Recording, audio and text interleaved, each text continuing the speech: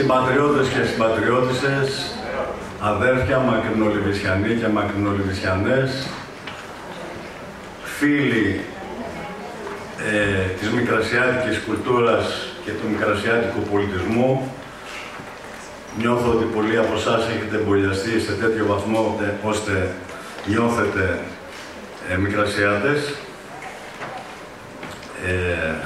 Η Πρόεδρος θα αναλάβει σε λίγο στο σύντομο χαιρετισμό της να κάνει τις προσφωνήσεις, γιατί δεν έχω τη δυνατότητα και δεν θέλω να αδικήσω κάποιον από τους παρισταμένους επισήμους. Απλά κάνοντας μια μικρή εισαγωγή, βλέπουμε το 7ο αντάμωμα. Ξέρετε, ο αριθμός 7 μαζί με τον αριθμό 12, 3, 9 από την αρχαία Ελλάδα ήταν ένας μαγικός αριθμός. Οι 7 σοφοί, τα 7 θαύματα, και νομίζω ότι δεν είναι ίσως και τυχαίο το ότι στην Ιταία κάνουμε το 7ο αντάμωμα των μακρινών Λιβησιανών, ένα αντάμωμα μνήμης, ψυχών, συναισθημάτων, αντάμωμα καρδιάς. Και ξέρετε, τα ανταμώματα δεν λειτουργούν αρθριστικά με αριθμητική πρόοδο, αλλά με γεωμετρική πρόοδο. Πολλαπλασιάζουν δηλαδή σε μεγαλύτερο βαθμό αυτά τα συναισθήματα και αυτές τις μνήμες. Άλλωστε, μπορώ να πω έτσι με ένα απλό στιχάκι, ήταν σωστό και δίκαιο, ήταν σωστή ιδέα να γίνει το αντάμωμα στην όμορφη Ιταία.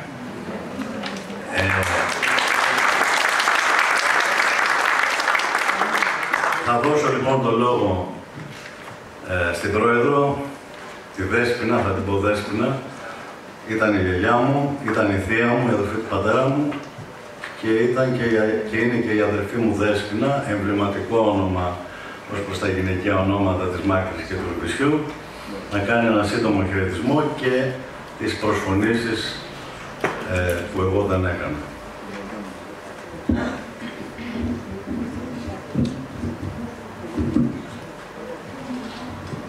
Να σας καλωσορίσω και εγώ με τη σειρά μου. Είναι μεγάλη τιμή που είμαστε σήμερα εδώ.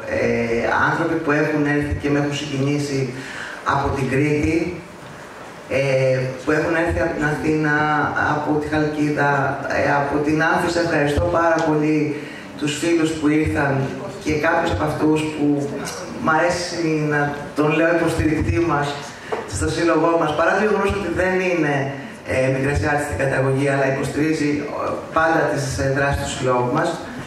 Να καλωσορίσω, θα μου επιτρέψετε, τον Υφυπουργό Δικαιοσύνης, τον κύριο Ιωάννη Πούγα, ο οποίος πάντα στηρίζει τις δράσεις του συλλόγου μας. Επίσης τον Περιφερειάρχη Φωκίδας, τον κύριο Γιώργο Δερμούζο, τον Αντιδήμαρχο Ιταίας, και τον ευχαριστώ προσωπικά, μικρασιάτης και αυτό στην καταγωγή, τον κύριο Νίκο Γιωγάκη, την Περιφερειακή Σύμβουλο Πέγκια Ραβαντινού, η οποία πάντα είναι δίπλα στο σύλλογό μας, καθώς επίσης και τον Περιφερειακό Σύμβουλο, τον Δρόσο τον Παρασκευά, και προσωπικό φίλο που υποστηρίζει το σύλλογό μας. Να καλωσορίσω τον πρόεδρο της κοινότητας Κύρας, τον κύριο Νίκο Βοριά, που έρχεται και αυτό στην καταγωγή του από τη Μικρασία, τον κύριο Παναγιώτη Τσακύρη, από πρόεδρο της κοινότητας Ιταίας, εκπροσώπους από πολιτικά κόμματα που είναι εδώ σήμερα μαζί μας, εκπροσώπους άλλων συλλόγων της περιοχής μας. Ιδιαίτερα να ευχαριστήσω τον αγαπημένο, επιτρέψτε μου, είναι αδυναμίες αυτές, τον κύριο Μέγα από το Πολιτιστικό Σύλλογο Χρυσού, όπου ένα τμήμα το χορευτικό του Χρυσού θα κλείσει το σημερινό μας αντάμωμα με ένα ταξίδι νοσταλγικό. Να ευχαριστήσω όλους όσους είστε εδώ. Συνεχίζουμε με βάση το πρόγραμμα με τον απολογισμό, την παρουσίαση των νέων δράσεων και εκδόσεων της Εταιρείας Ιστορικών Ερευνών Λυκεία, που θα μας παρουσιάσει ο Τάσος ο Κακλαμάνης, διαχειριστής της Εταιρείας Ιστορικών Ερευνών, ψυχή της και εμπνευστής όλων μας.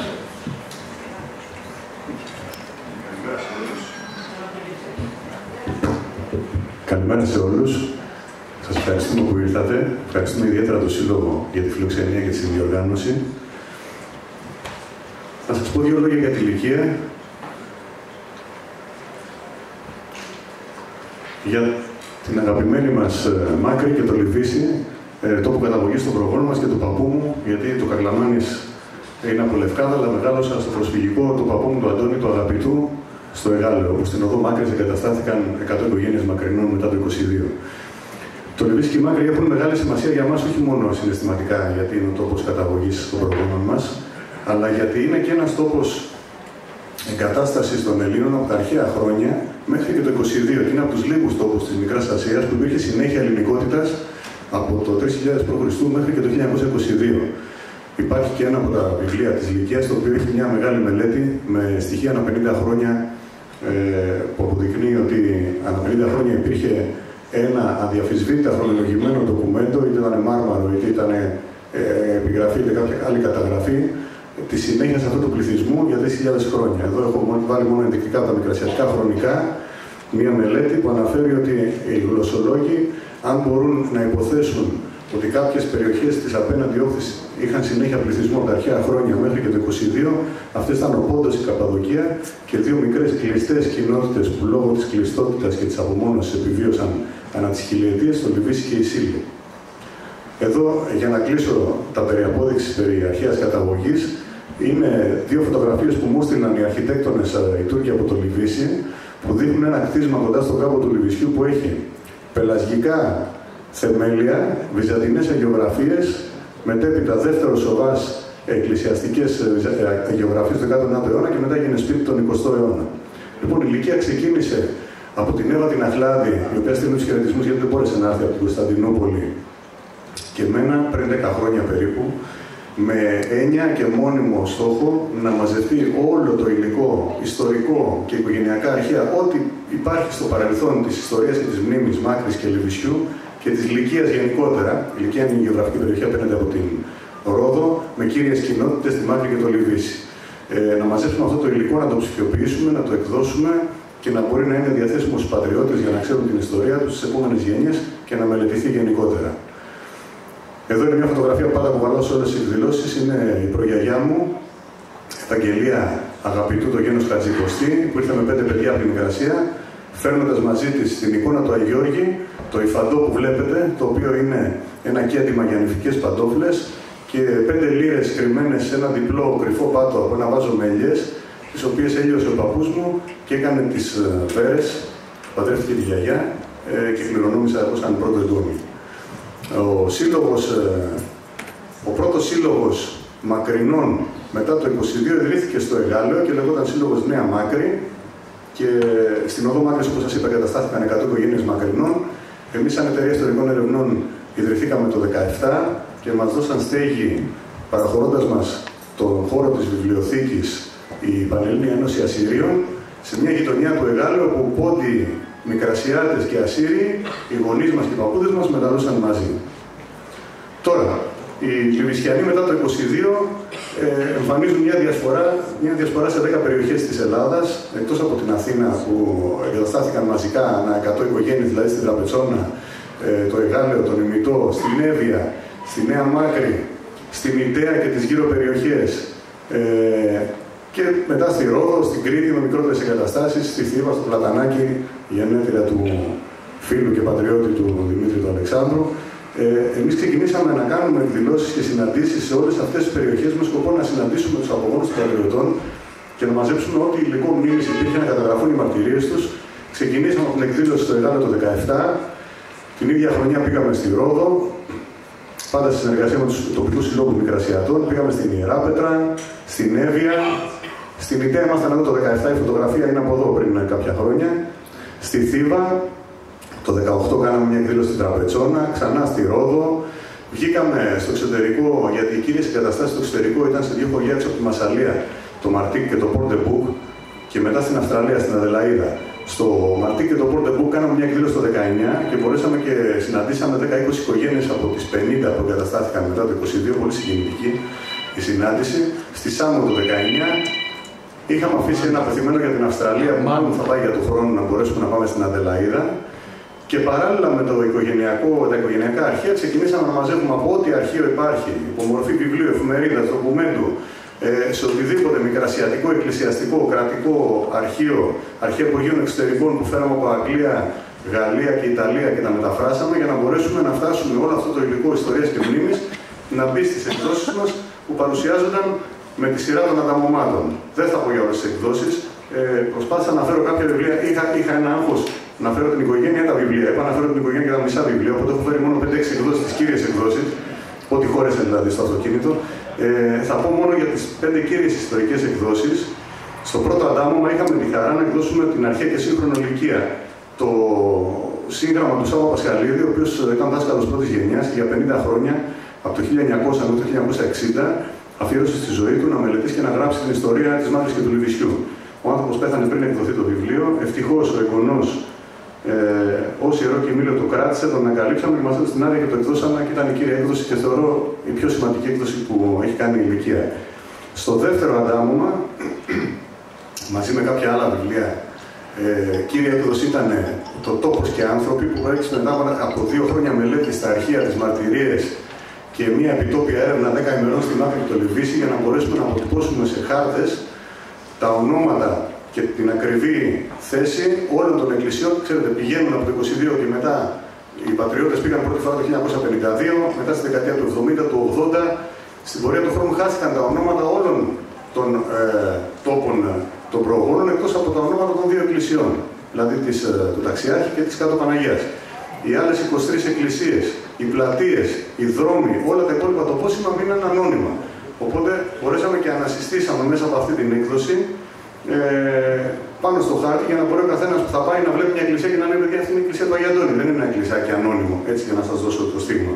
Και παράλληλα στην ίδια έκδοση μπήκαν και οι 2.000 οικογένειες που απεγράψαν σαν πρόσφυγες μακρινοί Λιβυσιανοί το 22. Πήγαμε στο τρίτο αντάμωμα, ευτυχώς,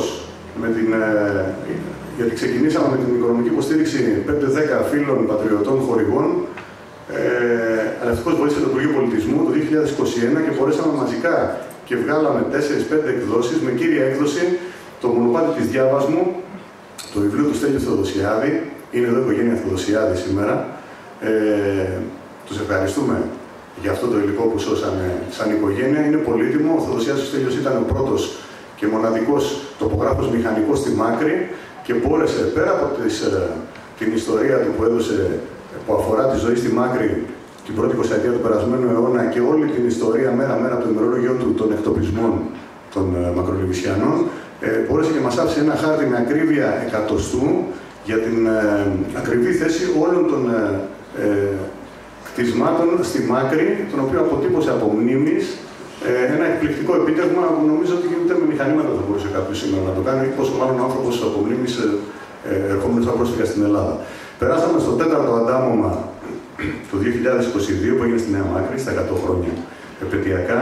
Εκεί η κύρια έκδοση ήταν το αρχείο του Παπαδιονυσίου Καλαφάτη και του Παλίκιου Μικρασιατικού Συλλόγου Τελμισσός.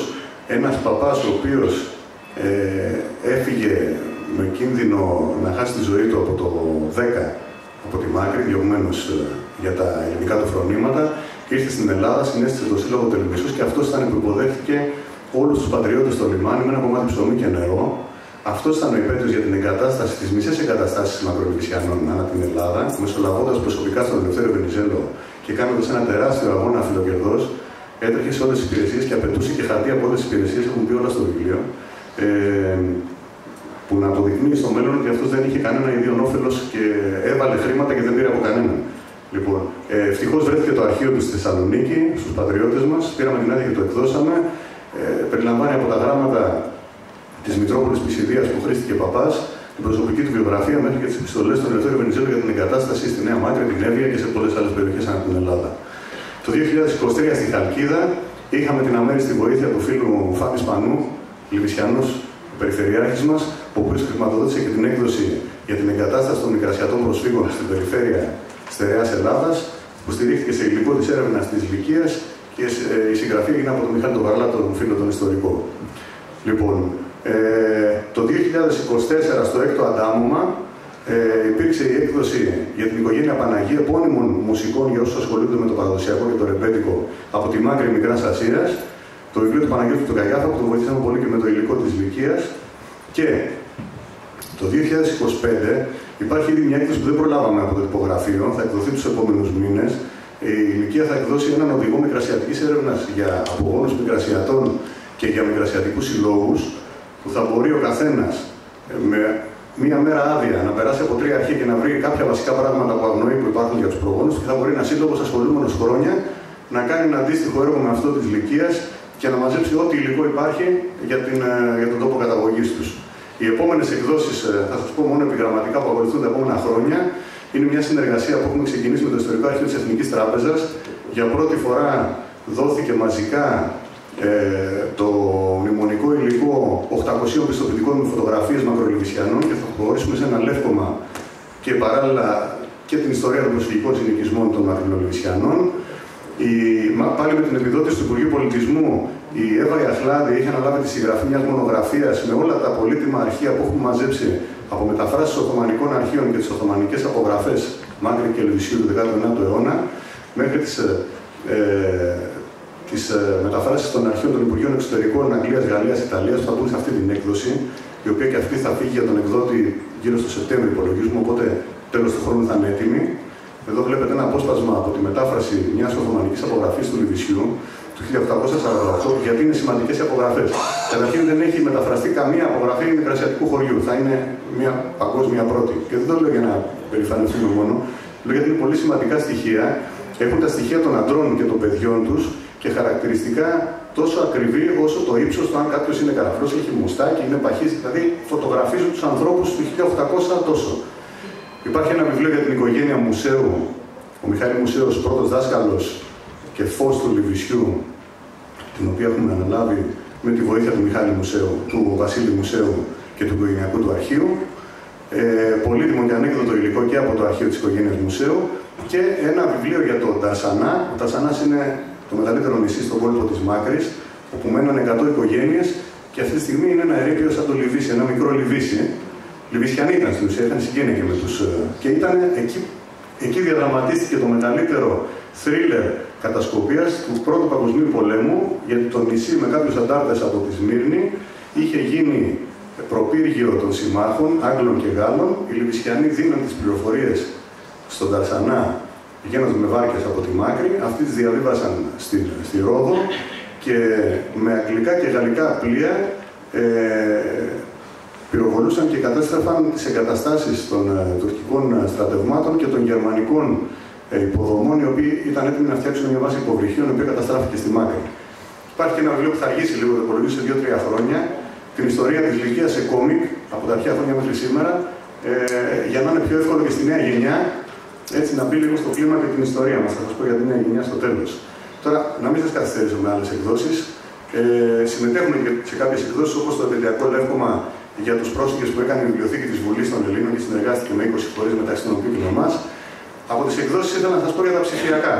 Εμείς δεν είμαστε ούτε βιβλιοπόλητες, ούτε βγαίνουμε να κάνουμε παρουσιάσεις των βιβλίων. Κάποτε με ρώταγε ένας φίλος, γιατί βγάζετε 5-5 τα βιβλία και δεν κάνετε 1-1 τα βιβλία με 10 παρουσιάσεις να βγάλετε. Ο σκοπός μας δεν είναι να βγάλουμε λεφτά τα βιβλία. Τα βιβλία παρουσιάζονται και δίνονται στους πατριώτες στο αντίτιμο του κόστους τους μόνο στα ανταμώματα και μετά ανεβαίνουν ψηφιακά. Όποιος θέλει να τα κατεβάσει στο αρχείο της Λυκείας, όπου βρίσκονται και άλλα πολλά πράγματα στην ψηφιακή βιβλιοθήκη. Βρίσκονται φωτογραφίες παλιές από τη Μάκρη και το Λιβύσι. Αυτό το site έχει δημιουργηθεί με τη βοήθεια του Βαρλά του ιστορικού και με τη χορηγία του Υπουργείου Πολιτισμού. Υπάρχει μια μηχανή αναζήτησης που βάζει κάποιος επίθετο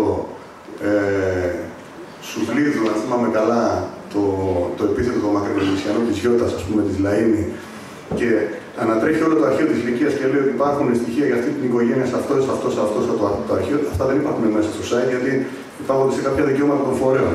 Αλλά δεν υπάρχει πατριώτης να μην τα έχει εντοπίσει και να μην με έχει πάρει τηλέφωνο και να μην τα έχω στείλει εγώ στο mail προσωπικά.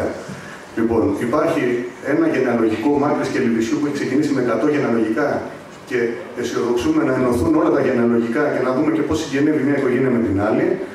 Και οι ψηφιακοί διαδραστικοί χάρτες που μπορεί κάποιος πλέον να δει οτιδήποτε υπάρχει στο Λιβύσι, φιλτράροντας με εκκλησίες, πλατείες, αρχαία μνημεία, σχολεία και να πάρει τη φωτογραφία, την ακριβή γεωγραφική θέση, τη φωτογραφία και τις πληροφορίες για αυτό το τοπόσιμο. Και έχει και το GPS που μπορεί κάποιος με το κινητό του να μπει και να πάει στο Λιβύσι και να πλοηγηθεί και να πει: θέλω να πάω στην εκκλησία του ταξιάρχη. Και να δει ακριβώς που είναι, πληροφορίες και να πάει από το κινητό του μέσω του χάρτη. Λοιπόν, εδώ είναι η Κάτω Παναγιά, το τέμπλο, το περίφημο. Εδώ είναι η πόρτα της Κάτω Παναγιάς στο Μουσείο της Μάκρης, έτσι ενδεικτικά. Για να μην το καθυστερήσω, μέσα από αυτό το διαδραστικό χάρτη μπορεί να δει κάποιος την ακριβή θέση σήμερα που βρίσκεται. Το παλιό μνημείο, εδώ είναι το εξοχικό του Χατζηνικόλα Λουιζίδη, μέγα ευεργέτη της Μάκρης και του Λιβύσιου κτλ. Εδώ είναι το ξύπνο του Αγίου Νικολάου. Υπάρχει και η καταγραφή των οικογενειών και που εγκαταστάθηκαν μαζικά με τα ονοματεπώνυμα. Τώρα, σας είπα για την μονογραφία, δεν θα γινόταν τίποτα από αυτά αν δεν μας βοηθούσαν 10 φίλοι πατριώτες χορηγοί που πάντα τους μνημονεύουμε. Υπάρχουν παντού τυπωμένοι και στο φυλάδιο με τις πληροφορίες και στα βιβλία μας. Δεν θέλω να φάω χρόνο να τους αναφέρω. Θέλω να πω μόνο 2 λόγια για τον Γιάννη Παπαπολίτη, το μέγα χορηγό μας. Χωρίς αυτό δεν θα γίνονταν ούτε μισές εκδόσεις. Φυσικά και στο Υπουργείο Πολιτισμού και στο Φάνη το Σπανό από την περιφέρεια και στον Μαρτίνο, τον εφοπλιστή που μας βοήθησε στο ένα από τα ανταμώματα. Για τον Γιάννη τον Παπαπολίτη θέλω να πω μόνο κάτι στη μνήμη των προγόνων του, ευχαριστώντας τον άλλη μια φορά, δεν μπόρεσε να έρθει σήμερα. Θα σας διαβάσω ένα μικρό απόσπασμα από το βιβλίο, την έκδοση για τον Παπαδιονύση Καλαφάτη. Μια μαρτυρία που λέει ότι κάναμε 8 μέρες για να έρθουμε εδώ στην Ελλάδα και ήρθε και συγχωρημένος ο θειός μου, ο Παπαδιονύσης ο Καλαφάτης και μας έβγαλε, λέει, 3 κορίτσια. Και όταν ήρθαμε, λέει, φύγαμε και ήρθαμε εδώ στον Πειραιά, έκατσε το πλοίο 2 μέρες και δεν μας επερίμενε άνθρωπος. Είχε έλθει ο Παπαπολίτης, ο πρόγονος του χορηγού μας, με τον Ζιζί και έφερε ψωμί και μας μέρασε. Γιατί κάποια στιγμή καταλαβαίνω ότι τα καλά στοιχεία του χαρακτήρα περνάνε από γενιά σε γενιά. Και είναι φοβερό ότι οι άνθρωποι που βοηθούσαν πριν το 22 στη Μάκρη με ευεργεσίες και σχολεία και εκκλησίες είναι οι ίδιες οικογένειες που γίνανε και χορηγοί μας τα πρώτα χρόνια πριν ξεκινήσει να μας στηρίζει το Υπουργείο Πολιτισμού. Και φυσικά τα επίτιμα μέλη μας, που είναι πάρα πολλά, είναι όλοι οι άνθρωποι που βοήθησαν και σε αυτά προστίθεται συνέχεια νέοι άνθρωποι και ήθελα αφορμή του 7ου ανταμώματος να προσθέσω 3 νέα επίτιμα μέλη, τη Δέσποινα τη Ματατάνα, για όλη τη βοήθειά της μέχρι σήμερα, τον Αυγουστίνο τον Πασχαλίδη, έναν ένθερμο πατριώτη που μας ακολουθεί και ήρθε από την Κρήτη στην Ιταία μόνο και μόνο για να δει το αντάμωμα και με έχει εκπλήξει με το πόσο αγαπάει τα πάτρια και πόσο ανταποκρίνεται στα καλέσματά μας, και τη Δήμητρα και την Αθανασία Βελέτζα, τις φίλες και λογίστριές μας, οι οποίες μας στηρίζουν αφιλοκερδώς βλέποντας το έργο και τον αγώνα μας. Λοιπόν, ταξίδι στα Πάτρια, επειδή πολλοί με ρωτάγατε και πριν την σημερινή εκδήλωση, θα γίνει το Σεπτέμβριο 26 με 29, θα είναι ένα μικρό τετραήμερο με 40 άτομα συμμετοχές, μόνο ένα γκρουπ και μόνο πατριώτες, και αυτή τη φορά δεν θα πάμε ούτε Σμύρνη ούτε Ατάλια. Θα κάνουμε όμως κάτι πρωτότυπο που το συζητάμε καιρό και το θέλαμε, να μείνουμε 3 βράδια στο Λιβύσι, στον κάμπο, να ξυπνάμε και να βλέπουμε το χωριό και να μπορούμε να έχουμε χρόνο να περάσουμε χρόνο στο χωριό μας, που κάθε χρόνο πάμε και μένουμε μόνο 2 ώρες και φεύγουμε για να δούμε τα υπόλοιπα αξιοθέατα. Θα σας στείλω από αύριο ή μεθαύριο το πρόγραμμα. Πιστεύω ότι θα είναι συγκινητικά. Δεν έχουμε καταφέρει να κάτσουμε για να το χορτάσουμε το Λιβύσι και θα είναι μια ευκαιρία. Τώρα, πάμε στο Λιβύσι κάθε χρόνο. Προσπαθούμε, είμαστε και σε μια επικοινωνία με τους γείτονες, στέλνοντάς τους το υλικό και βοηθώντας μας και αυτοί και στέλνοντάς μας διάφορα αρχεία, μας βοηθούν και με τις μεταφράσεις των Οθωμανικών. Προσπαθούμε να κρατάμε κάποιες καλές σχέσεις, συμφωνώντας σε όλα μέχρι λέξεις τα όσα είπαν στο πρόλογο οι φίλοι που προλόγησαν, αλλά σαν λαοί δεν έχουμε να χωρίσουμε κάτι αυτή τη στιγμή. Αντιθέτως, στην περιοχή μας μπορεί να εξολοθρεύτηκαν οι πρόγονοι μέσα από εξοδοτικές πορείες, 3 τον αριθμό πριν το 22, ειδικά όλοι οι άντρες από 10 μέχρι 70 χρονών που επιστρατεύτηκαν. Δεν γίνανε σφαγές μες στο Λιβύσι, αλλά εμέσως εξολοθρεύτηκαν μέσω αυτών των εξοδοτικών πορείων. Παρ' όλα αυτά, οι γείτονες, οι Οθωμανοί των Χριστιανών, τους βοήθησαν πάρα πολύ στην έξοδο και υπάρχουν πάρα πολλές μαρτυρίες το πώς τους βοήθησαν να περάσουν απέναντι, και μαρτυρίες συγκινητικές και γειτόνων Τούρκων που πέρασαν μετά το 22 και τους έφεραν τις λίρες που είχαν κρύψει στην Ελλάδα για να συνεχίσουν μια καινούργια ζωή στη Ρόδο. Το λέω αυτό για να μην υπάρχει μίσος μεταξύ των λαών, γιατί ναι, μεν υπάρχει αυτή η συγκεκριμένη τακτική πολιτική ανά τους αιώνες των Τούρκων, αλλά οι λαοί σε πολλές περιπτώσεις ζήσανε πάρα πολύ κοντά. Και επειδή το προσφυγικό είναι κάτι που το βλέπουν να διαδραματίζεται ανατηληφίλιο από τα αρχαία χρόνια μέχρι σήμερα, να έχουμε και μια ευαισθησία για τους πρόσφυγες γενικά, γιατί και οι δικοί μας πρόγονοι υπό κάποιες συνθήκες εγκατέλειψαν τα Πάτρα και βρέθηκαν σε μεγάλη δυσμένεια. Λοιπόν, αισιοδοξούμε το 8ο αντάμο να μπορέσει να γίνει στην Αδελαΐδα, αν το καταφέρουμε του χρόνου, και χρωστάμε στη μνήμη του Μιχάλη Δελισσάβα, του γιατρού, λαογράφου, συγγραφέα, πολυγραφόντα του φίλου, που πέθανε πρόσφατα. Χρωστάμε ένα αντάμωμα στη μνήμη του στη Νέα Μάκρη, που αισιοδοξούμε να γίνει το 2027. Τι άλλο κάνουμε με τη Λυκία, επί Τροχάνη. Ένα πολύ ωραίο project, έχουν ξεκινήσει κάποιες οικογένειες και κάνουν DNA test. Για να δούμε τελικά, έτσι με έναν, αν έχουμε ένα αρκετά μεγάλο αριθμό τεστ, στατιστικά, πώς είναι η καταγωγή, και ειδικά όταν κάνει το DNA test μια γιαγιά ή θεία, από το Σόιμ, η οποία έχει καταγωγή μόνο από τη Μάκρη και το Λιβύσι, είναι ακόμα πιο έγκυρο, και εδώ έχω βάλει κάποια τέτοια ενδεικτικά που δείχνουν τις ρίζες της καταγωγής που παραπέμπουν στην περιοχή της σημερινής Τουρκίας. Λοιπόν, ψάχνουμε τα χαμένα μας εκκλησιαστικά κοιμήλια που παραδόθηκαν το 22 πριν το διωγμό των δικών μας από την δασκάλα τη Δέσποινα Παπαθανασίου σε κάποιες καθολικές καλόγοντες που είχαν κάνει μια πρόχειρη αποστολή και βρίσκονται αυτή τη στιγμή στην Ιταλία. Είμαστε σε επικοινωνία και με την οικογένεια της Ηγουμένης που τα παρέλαβε, δεν έχουμε καταφέρει ακόμα να τα εντοπίσουμε. Προχωράμε. Προσπαθούμε όλο αυτό το υλικό που εμάς η έννοια μας είναι να το διασώσουμε και να το τυπώσουμε και να το ψηφιοποιήσουμε, να πάρει μια διάσταση σαν επόμενο βήμα μελέτης από τα πανεπιστήμια, και ήδη έχουν ξεκινήσει κάποιες κινήσεις. Μέρος του υλικού έχει αρχίσει και γίνεται κάποιες διπλωματικές εργασίες, όπως αυτή που παρουσιάστηκε στη Χαλκίδα πρόπερση και μπήκε στα πρακτικά μας, το Πετρίδι του Γιώργου του Ιστορικού και Λιβυσιανού. Και θέλω να κλείσω, νομίζω έχω ήδη υπερβεί το χρόνο, όπως πάντα. Λοιπόν, όπως πάντα, απολογούμε. Θέλω να κλείσω μια ιστορία ελπίδας. Η Μάκρη το 1800 ήταν ένα έρημο ψαροχώρι με 10 κατοίκους. Το Λιβύσι πάντα είχε ανά τους αιώνες ένα πληθυσμό γύρω στις 300 οικογένειες. Το 1900 η Μάκρη, ποσοστιαία σε σχέση με τον πληθυσμό της, είχε μεγαλύτερο ποσοστό σπουδαγμένων σε σχολές και πανεπιστήμια από ότι η Σμύρνη. Αυτό πώς συνέβη? Αυτό συνέβη εξαιτίας του Μιχαήλ Μουσαίου, ο οποίος ήταν ο πρώτος δάσκαλος και αυτός όθησε τους πρώτους μαθητές να σπουδάσουν και να γυρίσουν αυτοί με τη σειρά τους να γίνουν δάσκαλοι. Αυτός όθησε τους πλούσιους του χωριού να κάνουν ευεργεσίες και να δώσουν υποτροφίες, και έτσι υπήρξε μια τεράστια πνευματική άνθηση στη Μάκρη, σε συνδυασμό με το ότι τότε έγινε ένα από τα κομβικά σημεία εμπορίου στη γραμμή από Κωνσταντινούπολη προς Αλεξάνδρεια, μαζί με τη Σμύρνη και την Ατάλεια. Όλα αυτά λοιπόν δώσαν άνθηση σε μια κοινωνία, αλλά όλη η μεγάλη ιστορία της Μάκρης και του Λιβυσίου και επαγωγικά και η δική μας η πιο πλούσια μνήμη οφείλεται στο Μιχάλη Μουσαίο, και μάλιστα όχι στο Μιχάλη Μουσαίο. Οφείλεται σε ένα γαϊδουράκι, το οποίο ήταν το μοναδικό υπάρχον του πατέρα του μικρού Μιχάλη, που είδε μια έφεση στο παιδί, άκουσα από τον παπά ότι είχε μια έφεση στα δράματα και αποφάσισε να το πουλήσει και να στείλει τον μικρό Μιχάλη, μετέπειτα Μιχάλη Μουσαίο και φως του Λιβυσιού, στη Μητρόπολη Πισιδίας να ξεκινήσει τις σπουδές του. Ένας πατέρας λοιπόν με πίστη στο παιδί του και στην αξία της παιδείας, μπόρεσε και ξεκίνησε μια έκρηξη που δημιούργησε ένα μικρό θαύμα πολιτιστικό, κοινωνικό, οικονομικό για μια ολόκληρη κοινότητα. Και το λέω αυτό γιατί σήμερα απογοητευόμαστε ακούγοντας και διαβάζοντας συνέχεια άσχημα πράγματα και λέμε δεν υπάρχει ελπίδα καμία από πουθενά για να βελτιωθεί οποιοδήποτε, και τι να κάνω εγώ μόνος μου. Ένας άνθρωπος μόνος του κατάφερε με πίστη να αλλάξει ένα ολόκληρο χωριό. Ας μην απογοητευόμαστε και ας κάνουμε τουλάχιστον για τα παιδιά μας, αν δεν μπορέσουμε μαζικά, ό,τι καλύτερο μπορούμε να δώσουμε αυτή τη μικρή φλόγα. Εγώ για τον Φίλιππο, που του έχω τάξει του γιού μου μια φωτογραφία στην παρουσίαση, έχω κρατήσει αυτή τη φωτογραφία που κάναμε στον τάφο του Αμίντα πριν 3 χρόνια, όταν πήγαμε μαζί με την οικογένεια στη Μάκρη και το Λιβύσι.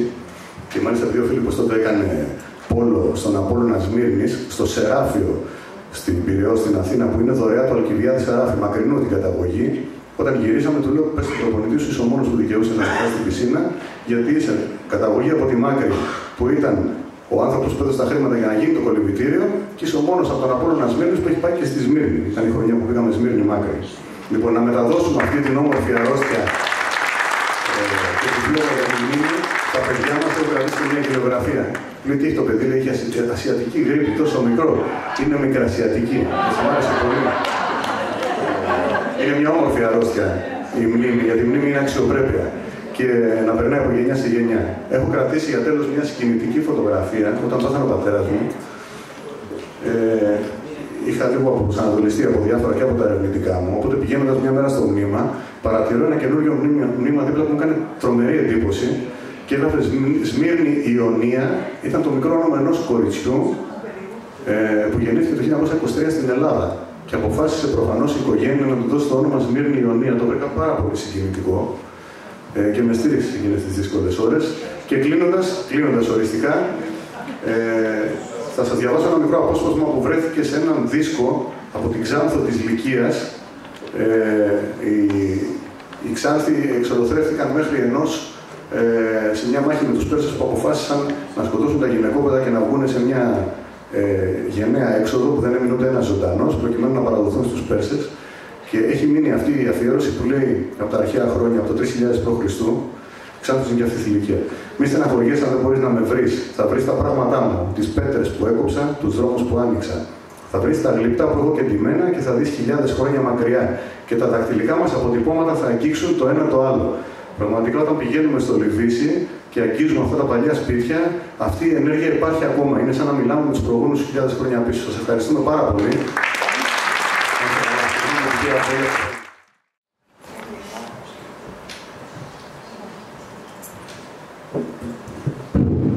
Λοιπόν, χήμαρος ο Τάσος, ένας χήμαρος ομορφιάς. Θα συνεχίσουμε με την Παναγιώτα Λαΐνη Κολιαλή, που θα μας μιλήσει για τους μικρασιάτες της Ιτέας. Είναι φαρμακοποιός, επίτιμο μέλος της Εταιρείας Ιστορικών Ερευνών Λυκεία. Φαρμακοποιός θα είναι όχι φαρμάκι, αλλά φάρμακα. Αφάρμακο αυτό που θα μας δώσει. Φάρμακο της ψυχής.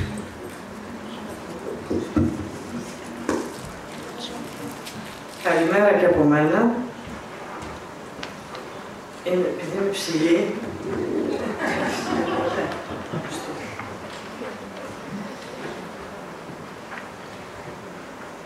προσφωνήσεις εγώ δεν θα κάνω, αλλά ένα μεγάλο ευχαριστώ σε όλους όσοι ήρθαν από μακριά. Είναι πολύ σημαντικό να συναντιόμαστε, να ανταμώνουμε. Και μπαίνω μέσα στο θέμα. Θα ξεκινήσω με μια αφήγηση μιας Λιβυσιανής. Φύγαμε από το Λιβύσι με την ανταλλαγή στα 22. Μας είπαν πως θα ξαναγυρίσουμε. Στο Λιβύσι είχαμε μείνει μόνο γυναίκες. Όλοι οι άντρες ξορίστηκαν στα πέρατα της Μικράς Ασίας. Η μητέρα μου κουβάλισε με την πλάτη της όλη της την πρίκα στον Αϊνμιχάλη. Έμειναν 15 αρμαθιές ρόδια. Τις έβγαλε στα Νάη και μοίρασε στις τουρκάλες. Κατεβήκαμε στη Μάκρη και πριν φτάσουμε στο λιμάνι την πήραν 2 καλογριές, στα μαύρα ντυμένες, και τη γύμνωσαν για να δουν αν έχει χρυσές λίρες. Εγώ φοβήθηκα τις καλόγριες και έμεινα έξω. Τι κρίμα να μην κρύψει πάνω μου τα χρυσαφικά της. Τα έδωσε σε έναν Τούρκο που τις άφερε στη Ρόδο και τις έδωσε τα μισά. Φύγαμε με καΐκι. Μεγάλη τρικυμία και θαλασσοταραχή. Ο καπετάνιος έριχνε τις μπάλες με τα ρούχα στη θάλασσα για να σώσει κόσμο. Η μητέρα μου βαστούσε στην αγκαλιά της τα 3 μικρά παιδιά της και φώναζε «Ρίξει στη θάλασσα βούλα μου τα πράγματα και αφήκει μου τα μωρά μου». Πλευρίσαμε σε ένα μεγάλο βαπόρι και με σκάλα ανεβήκαμε, μας άρπαζαν και μας πετούσαν σαν ψάρια στα αμπάρια του βαποριού. Μια γριά την άρπαξαν και την πέταξαν στη θάλασσα και έκλαιαν οι κόρες να βλέπουν τη μάνα τους να πνίγεται και να μην μπορούν να την βοηθήσουν. Την ώρα που φεύγαμε από τη Μάκρη, αγρίεψαν τα κοκόρια και άρχισαν να φωνάζουν και να κράζουν λυπητερά. Και σήμερα ακόμα, όταν ακούω κοκόρια να φωνάζουν, κλαίει μέσα μου η ψυχή μου. Η αφήγηση είναι το βιβλίο της Καλλιόπης Μουσαίου Βουγιούκου, εγγονή του μεγάλου δασκάλου Μιχαήλ Μουσαίου, «Παραμύθια του Λιβυσιού». Κάθε αφηγητής έδινε μία παρουσίαση, ένα παραμύθι στη διάλεκτο του Λιβυσιού.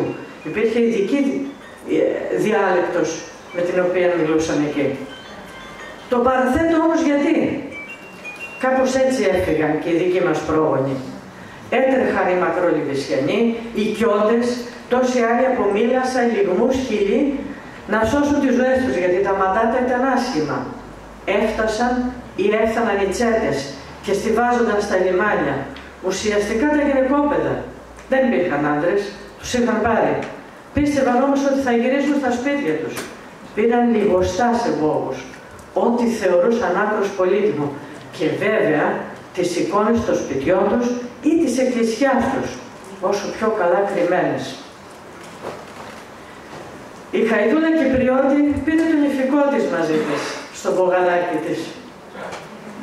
Τον ηφικό το μετέφερε η Χαϊδούλα Παπαγεωργίου Βενέτη μαζί με την κόρη της, τη Σταυρούλα της Ιτέ, να το φωτογραφίσω για το σύλλογο.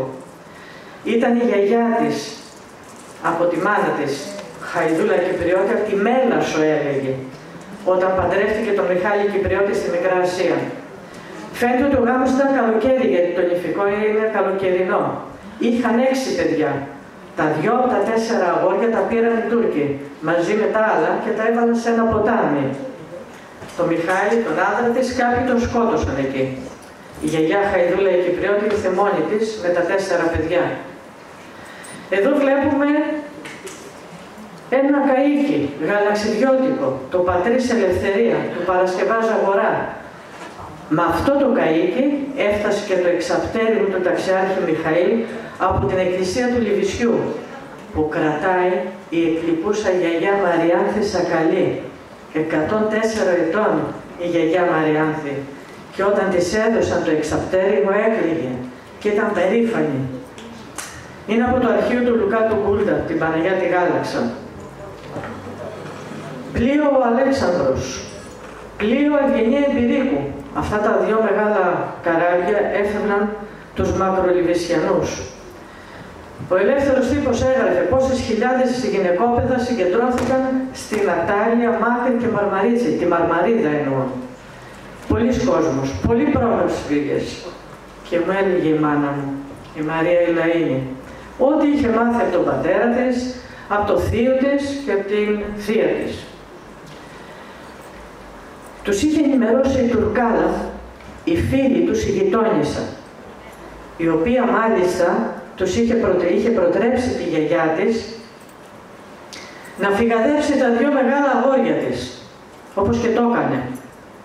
Μάζεψαν λοιπόν τα κιλίμια, τα ασημικά, τις πορσελάνες και ό,τι άλλο ογκώδες πολύτιμο υπήρχε και τα έκρυψαν κάτω από τη σκάλα και τάχτισαν νύχτα.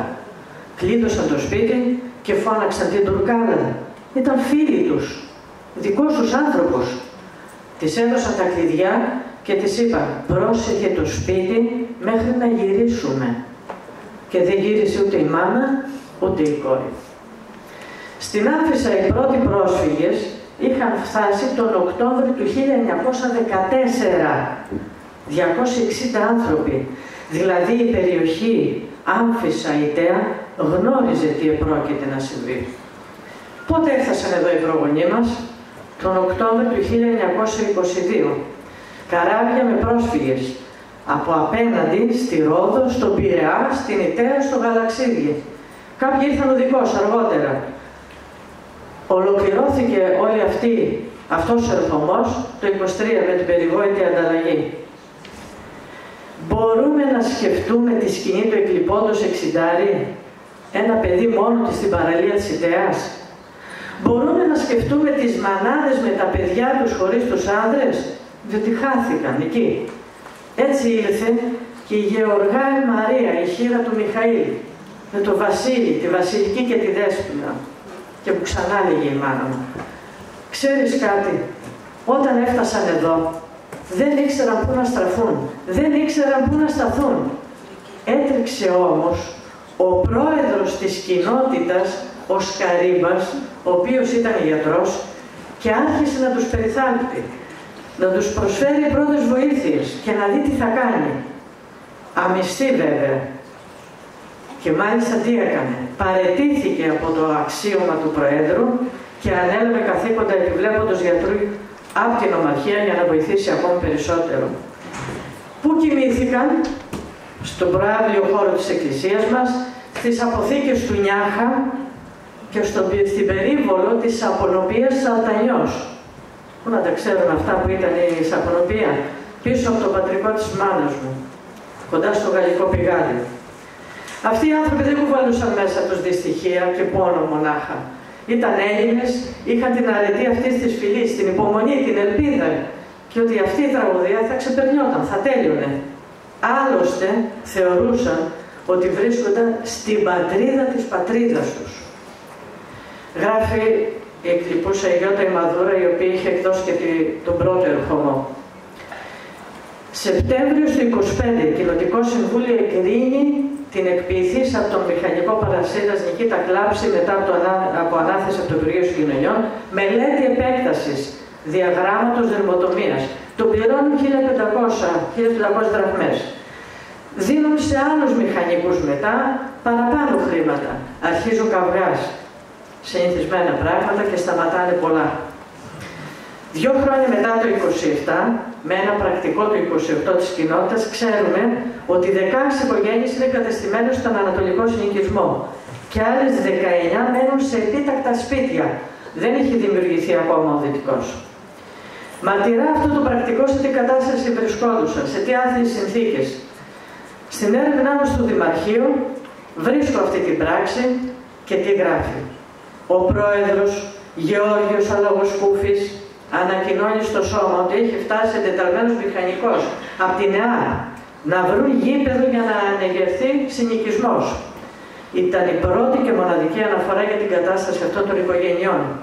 Και λέει, είναι εξίσου άποροι με τους πρώτους κατοικούντες επί ευτελή ενοικίου της ανθυγιεινάς και εντελώς ακατάλληλους αποθήκας και σαθρά οικήματα, τρόγλας.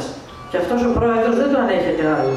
Και θέτει ως όρο για την επίλυση του προβλήματος την ανέγερση του νέου οικισμού στη βορειοδυτική πλευρά της πόλης. Καταγράφηκαν περίπου 980 άτομα, 1000 τόσα με άλλες μελέτες. Αρκετοί μετακινήθηκαν. Πήγαν στην Άμφισσα, στο Χρυσό, στο Δελφού, στο Γαλαξίδι.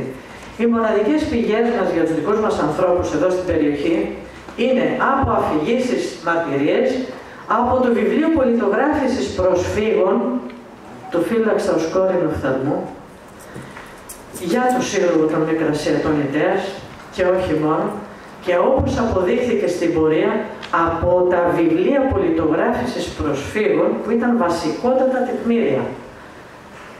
Η επίσημη απογραφή έγινε τον Απρίλιο του 2023. Το 2012 προκηρύχθηκε ένα πρόγραμμα κοινοφελούς εργασίας από το Ινστιτούτο Εργασίας για τους Δήμους. Άδραξα τότε την ευκαιρία ως αρμόδια και δημιούργησα ένα θέμα. Η ιστορική διαδρομή των μικρασιατών προσφύγων στο Δήμο Δελφών. Δεν μπορείτε να φανταστείτε τι έψαξε και τι βρήκε αυτή η εξαιρετική ομάδα επιστημόνων που δημιουργήθηκε. Πάρα πολλά. Εδώ έχω τα ονόματα των φιλολόγων, των βιβλιοθηκονόμων, πληροφορικάριων, οι οποίες δούλεψαν. Μία από αυτές είναι εδώ μέσα, η Νάνση Ζαχαροπούλου, αν δεν κάνω λάθος, η οποία δούλεψε πάνω σε αυτό το θέμα. Είχαν περάσει 6 χρόνια άθλιων συνθηκών. Άρχιζαν να αλλάζουν συνήθειες. Ήταν δουλευταράδες. Συνειδητοποίησαν όμως ότι δεν θα ξαναγυρίσουν. Πόσο να κλάψουν, πόσο να μυρολογήσουν.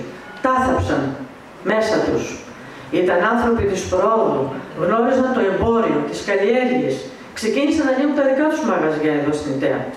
Οι γυναίκες βγήκαν στη δουλειά. Δύσκολο να το καταλάβουν οι ντόπιοι. Οι μικρασιάτισσες ήταν χειραφετημένες από τις πατρίδες τους, με διαφορετική νοοτροπία σε όλα τα επίπεδα. Όλοι οι μικρασιάτες είχαν διαφορετική νοοτροπία. Και θα σας πω και το πλέον περίεργο, ο παππούς μου ο Γιάννης δεν άφηνε τη γυναίκα του, τη Βαγγελή, και κυρίως τις κόρες, Μαρία και Αγγελική, να κάψουν το φούρνο. Ξέρετε γιατί? Να μην χαλάσει η επιδερμίδα τους. Δύσκολη η γάμη με τους ντόπιους. Υπήρχαν και εξαιρέσεις, όπως ο παππούς της γιώτας της Μαδούρα, ο Κλεόβιλος Κωστόπουλος, παντρεύτηκε την ντόπια του Μαριγούλα του Λιάτου. Ο Πάντζος Μπαγιαντέρας, γιατί τραγουδούσε Μπαγιαντέρα συνέχεια, παντρεύτηκε την Αθηνά την Άμφισσα. Ο παππούς μου, ο Γιάννης ο Σουβλίδης, ο Αμερικάνος, παντρεύτηκε από την Άφησα, την Ευαγγελία Μπαζούρου. Η κοπέλα που βλέπουμε αριστερά είναι η Μαρία Κυπριώτη. Θα σας πω δύο λόγια. Καταγωγή από το Λεβίση. Πρόλαβα και της πήρα συνέντευξη, δυστυχώς χειρόγραφη. Το 2005 πήγα σπίτι της, είχε καταπέσει, την ενημέρωσα ότι θα πάμε ένα ταξίδι εκεί. Μου περιέγραψε το σπίτι της στο Λεβίση. Να ψάξεις, μου λέει, ψάξε. Και πραγματικά το βρήκαμε. Το εντοπίσαν όπως το είχε περιγράψει. Μάζεψα λίγο χώμα, λίγες πετρούλες και όταν γυρίσα τις έδωσα στο χέρι της. Ύστερα από λίγο καιρό έφυγε και τις έβαλαν μαζί της. Όταν επανειδρύσαμε το σύλλογο, ο γιος της μας έδωσε τη φωτογραφία αυτή για το σύλλογο και την αναφέρουμε συνέχεια. Συνθήκες διαβίωσης, εδώ, τραγικές. Όχι μόνο λόγω των καιρικών συνθήκων, αποχετευτικό, νερό, ανύπαρκτα, τα σπίτια προχειροφτιαγμένα. Οι δύο περιοχές όπου μοιράστηκαν ανατολικά και δυτικά ήταν οι χειρότερες. Ελλώδης, με βούρλα για το δυτικό συνοικισμό, όπως λέγαμε. Η ελονοσία στο κατακόρυφο. Ο ανατολικός συνοικισμός, πολύ λίγα τα τετραγωνικά. Δίπλα σε ένα ξεροπόταμο που όταν κατέβαζε νερό το χειμώνα πνίγονταν τα σπίτια. Εδώ βλέπουμε έναν τίτλο κυριότητας που είχε δοθεί σε αστικό πρόσφυγα. Όχι αγρότη, έχει σημασία. Αυτή είναι η πράξη που βρήκα στο Δημαρχείο, την οποία σας ανέφερα. Φωτογραφίες από τη ζωή των Μικρασιατών, 2009-2010. Το ΔΣ του Συλλόγου πήρε μια απόφαση να μαζέψει πολύ φωτογραφικό υλικό και ό,τι άλλο μπορούσε. Κάποιες χάθηκαν, κάποιες διεσώθησαν. Εμείς συνεχίσαμε το 2014 και το 2015. Για δέστε τους, πρώτη γενιά. Δεν θα αναφέρω τα ονόματα. Δεύτερη γενιά. Δεύτερη και τρίτη. Θα σταματήσω εδώ στον Παρβαχρήστο.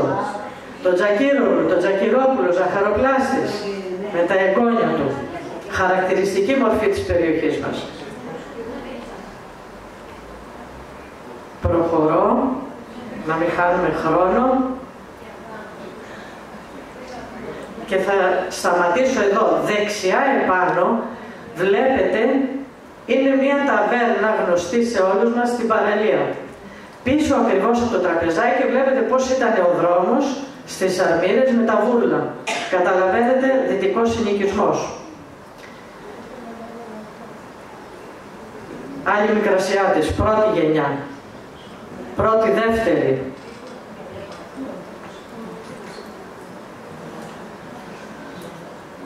Θα το περνάω λίγο γρήγορα. Ποδοσφαιρική ομάδα Αστέρας. Από ποιους ιδρύθηκε το 1930? Από τους Μικρασιάτες.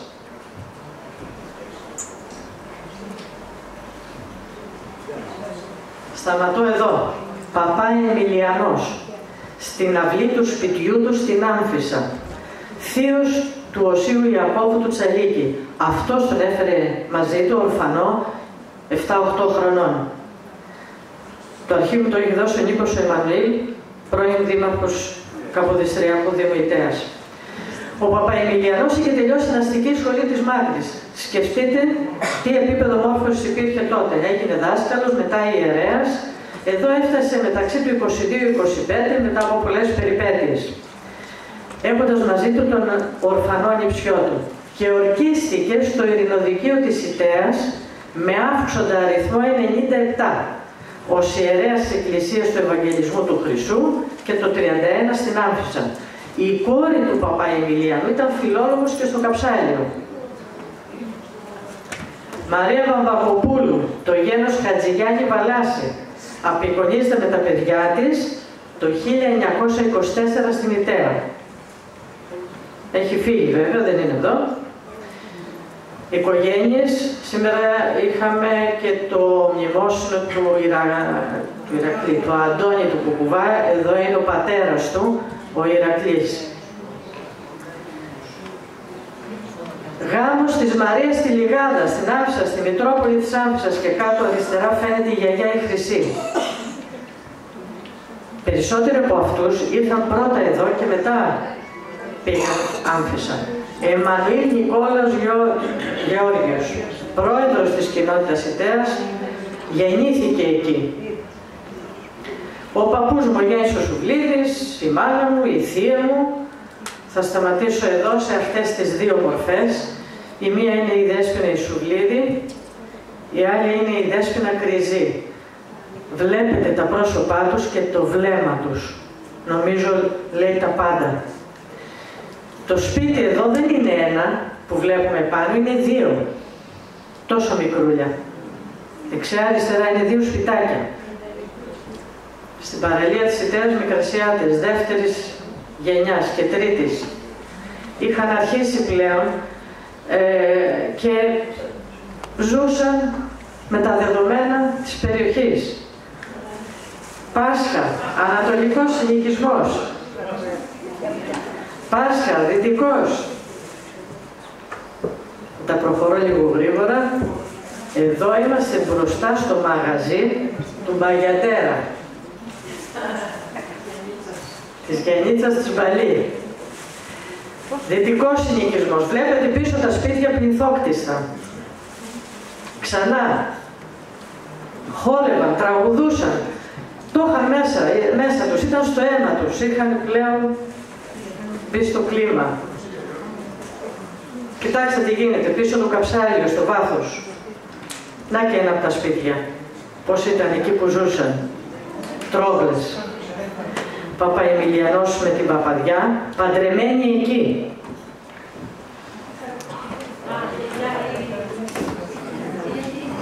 Τα περνάω λίγο γρήγορα.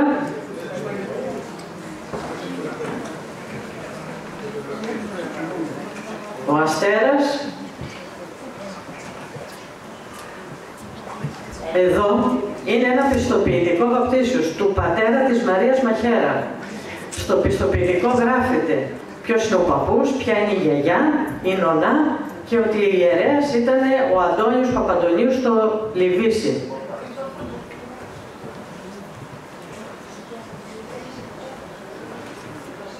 Ανατολικός, δυτικός συνοικισμός. Η γιαγιά η Βικετία, τα βλέπετε. Η Καλαφάτη. Ο Εξιτάρης με τη σύζυγό του και τις κόρες. Γάμος στο δυτικό συνοικισμό. Ο Χαβιαράς που πουλούσε πάγο, δεύτερη γενιά. Χαρακτηριστική φωτογραφία. Βαρβακυριάκος Χόχος, πρώτη γενιά στις Αρμύρες, στη Βαλτώδη περιοχή. Και εδώ στον Ανατολικό Συνοικισμό έχτιζαν όλοι μαζί. Ίδρυση του Συλλόγου η Αγάπη.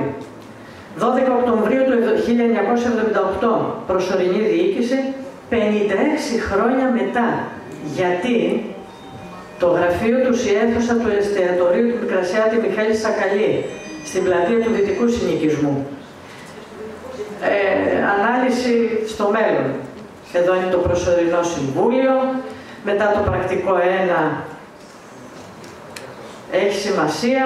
Άλλη φορά θα τα δείξουμε καλύτερα. Τι θέλω όμως να σας δείξω. Στο δεύτερο πρακτικό διαβάζουμε κάτι απίστευτο. Τι θα περιμέναμε? Να συζητήσουν τα προβλήματά τους για τους δύο συνοικισμούς. Και τι συζητούν? Για τα νερά της Γιώνας. Ένα θέμα που είχε σημαντικό ενδιαφέρον για όλο τον νομό. Πόσο μπροστά ήταν ενδιαφέροντα για αυτό το πρόβλημα, το οποίο μακροπρόθεσμα θα ήταν όφελός τους. Γιατί είχαν μάθει να καλλιεργούν την ελιά, είχαν αποκτήσει δικές τους, είχαν αντιληφθεί την αξία του ελαιώνα από πολύ νωρίς. Έβαζαν περιβόλια, το ξέραν. Πολύτιμο αγαθό το νερό. Ο παππούς μου στο κτήμα του, όταν το αγόρασε, είχε βάλει σικές. Αν πάμε στον κάμπο του Λιβυσιού είναι γεμάτο σικές και ροδιές. Εδώ βλέπουμε μια ταυτότητα του Αντώνη Σιτέ. Γιατί είναι το 1945, γιατί εκδόθηκε τότε, δεν ξέρουμε ακόμα. Κυπουρός, μποστάνια έβαζαν. Το ξέραν αυτό. Καλά. Σε αυτό το πρακτικό του 80 στέλνουν ένα υπόμνημα στο Γενικό Γραμματέα του Υπουργείου Χωροταξίας, τον Σωτήρη Παπαπολίτη. γιο του πατριώτη αείμνηστου Σάβα, να τους βοηθήσει να επιλύσουν το πρόβλημα του ανατολικού συνοικισμού. Στο τρίτο πρακτικό πλέον βλέπουμε ότι ασχολούνται με τα προβλήματά τους. Πρακτικό του 80. Η κοινότητα είχε εξαιρέσει το δυτικό συνοικισμό από την επικείμενη αναθεώρηση του ρημοτομικού και επιτακτικά ζητούν να συμπεριληφθεί ο συνοικισμός. Συμμετείχαν στα πολιτιστικά δρόμενα, ομιλίες, εκδρομές και το 82 εκδίδουν το πρώτο ημερολόγιό τους, μοναδικό στοιχείο, αρχιτεχνικό βιντεάκι και φωτογραφίες. Η μεταφορά των συναισθημάτων, οι εμπειρίες, νομίζω ότι πυροδότησαν εκείνη τη μικρή φλόγα που σιγόκαιγε. Και το 2009, με συμμετοχή του Νεοσύστατου Συλλόγου, διοργανώθηκαν τριήμερες εκδηλώσεις. Το ιστορικό του Συλλόγου δεν θα σας το διαβάσω, την επαναδραστηριοποίηση, δεν θα σταματήσω σε όλα αυτά. Ουσιαστικά διδάσκουμε, λέω, την ιστορία μας, γιατί αυτή είναι η πραγματικότητα και αυτό οφείλουμε να κάνουμε. Εκδόσεις. Εκδόσεις με ημερολόγια με συναφή θέματα. Η Μικρασιάτης της Ιτέας. Πρώτη έκδοση από τη Γιώτα τη Μαδούρα, δεύτερη έκδοση από την υποφαινόμενη. Αρχαιακό άλμπουμ, φυλάδια για τις πατρίδες των προπαππούδων προγιαγιάδων, μέσα από πρόγραμμα του 2015. Δημιουργούμε αρχαιακό υλικό, δύσκολα, αλλά το προσπαθούμε. Υλοποιήθηκε το 2015, τα περισσότερα τότε με το πρόγραμμα Leader.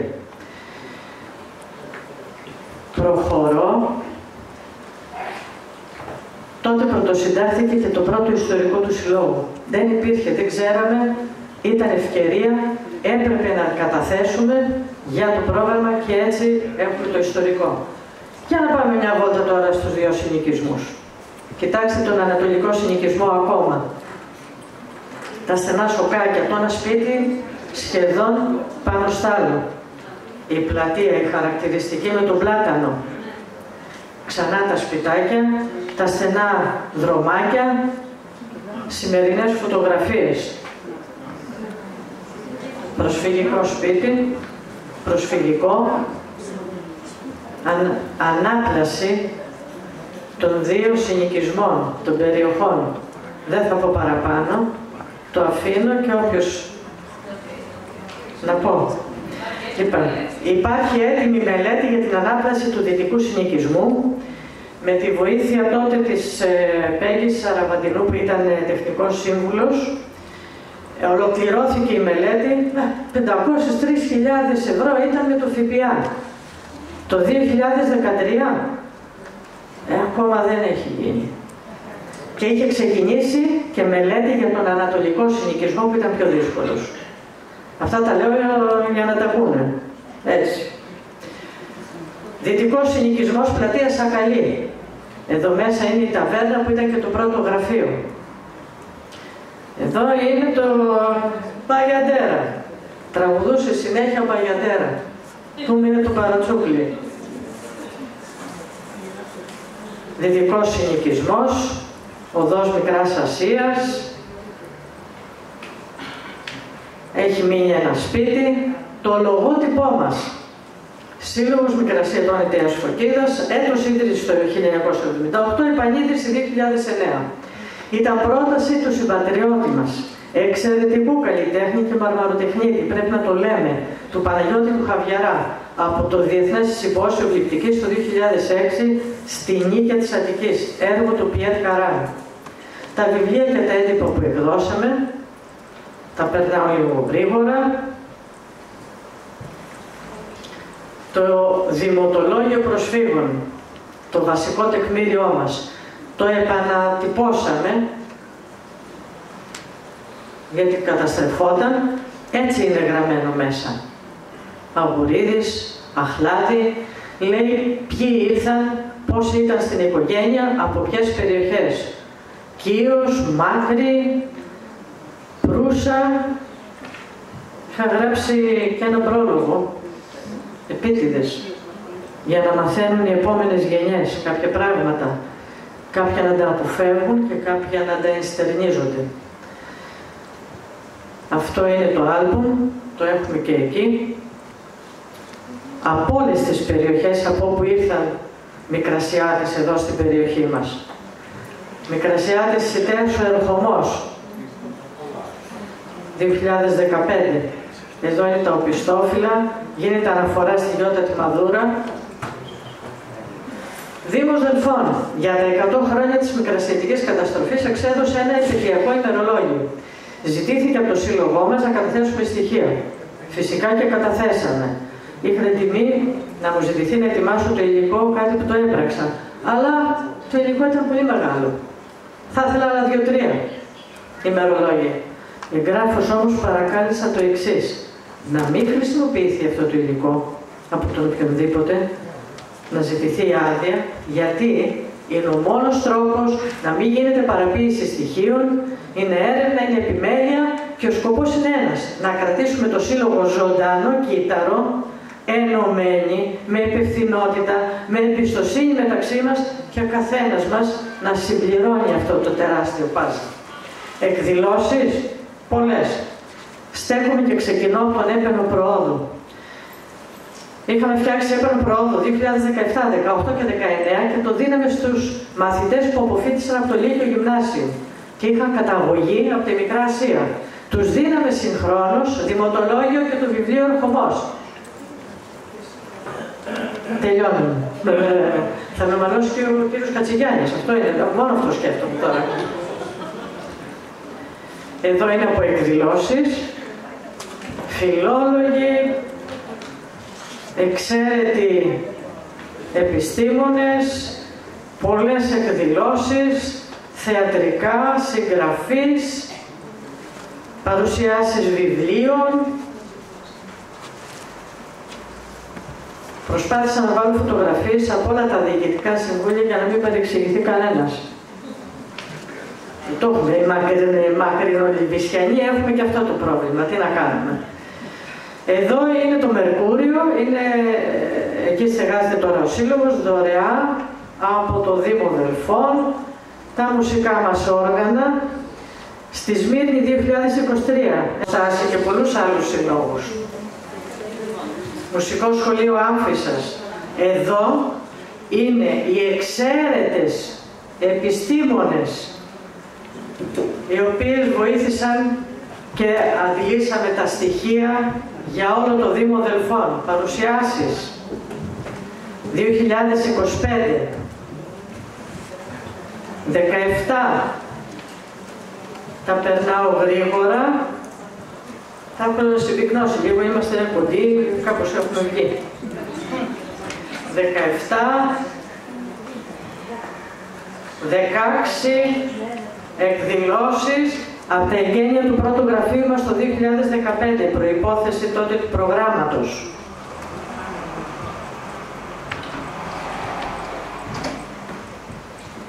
Εκδρομή στη Νέα Ιωνία του Βόλου. Ενθύμια στους μικρασιάτες ποδοσφαιριστές και στις οικογένειές τους.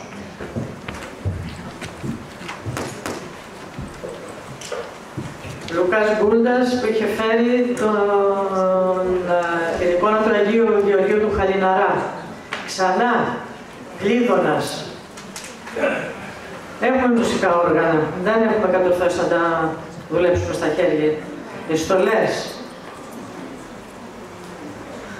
Συνεργασία με την Εφορία Αρχαιοτήτων Φωκίδας. Αυγουστιάτικο φεγγάρι. Εδώ είναι η εκδήλωση με τον Λουκά του Γκούλτα που είχε φέρει την εικόνα που σήμερα είδατε στην Ευαγγελίστρια. Τάσος Κακλαμάνης, Μαρία Βαμβακοπούλου.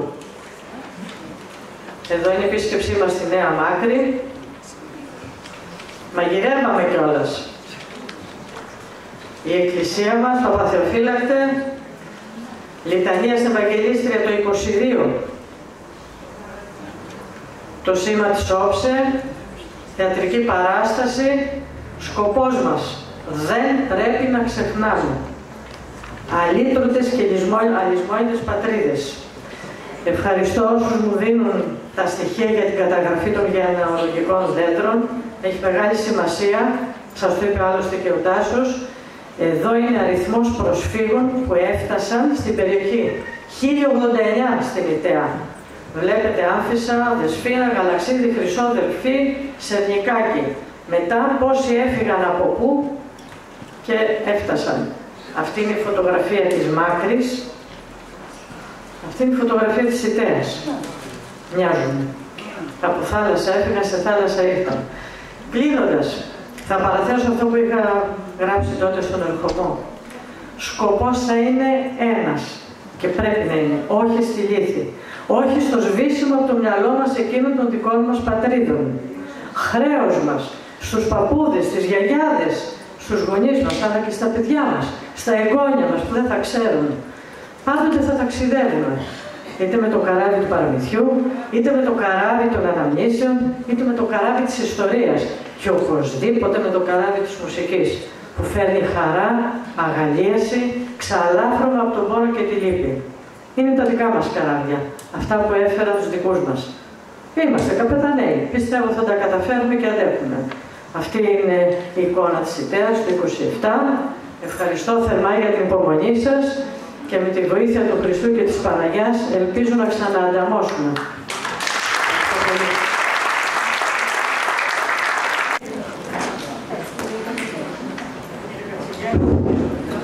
Ευχαριστούμε πολύ την Παναγιώτα για αυτή την εξαιρετική περιήγηση στο παρελθόν, στο παρόν, αλλά και στην προοπτική του μέλλοντος. Με όχημα τη μνήμη, λοιπόν, συνεχίζουμε παραδίδοντας τη σκητάλη και στις επόμενες γενιές. Τώρα θα παρακαλέσουμε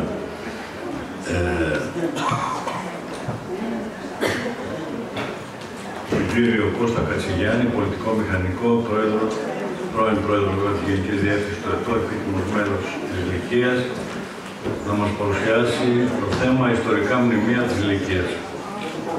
Κύριε Υπουργέ, κυρίες και κύριοι, η κυρία Λαΐνη έκανε μια εκτενή παρουσίαση του έργου της, το οποίο το αδίκησε, πιστεύω, γιατί έπρεπε να βρεθεί κάποιο ειδικό συνέδριο να το παρουσιάσει και όχι στα πλαίσια, γιατί ο χρόνος που μας έχει δοθεί είναι λίγος και έτσι και εγώ θα προσπαθήσω σύντομα να σας παρουσιάσω το θέμα. Δεν κατάγομαι από την Μικρασία, αλλά κατάγεται η γυναίκα μου, η οποία είναι από την καταγωγή από τη Μάκρη και έχουμε έρθει για αυτόν τον λόγο από την Αθήνα. Και θα περάσω αμέσως στο θέμα το οποίο αφορά τα ιστορικά μνημεία της Λυκείας. Η Λυκεία, όπως ξέρουμε, είναι βέβαια η ονομασία του συλλόγου και θέλω να συγχαρώ τους υπεύθυνους που διοργάνωσαν τη σημερινή εκδήλωση. Αλλά είναι όμως και μια επαρχία της Μικρασίας, η οποία βρίσκεται στο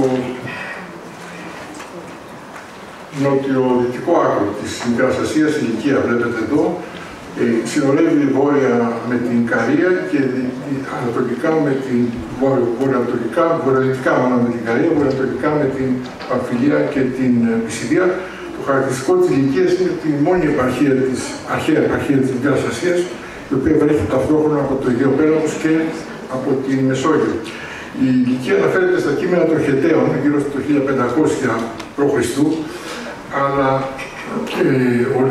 ο λαός αυτός εμφανίστηκε στην περιοχή, πιστεύετε, γύρω στο 1200 και 300 π.Χ., προερχόμενοι μάλλον οι Λύκοι από την Κρήτη. Με δική τους γλώσσα, μια Ινδοευρωπαϊκή γλώσσα, αλλά και με ένα αξιόλογο πολιτισμό. Συγκεκριμένα η Λυκειακή Συνομοσπονδία, βλέπουμε εδώ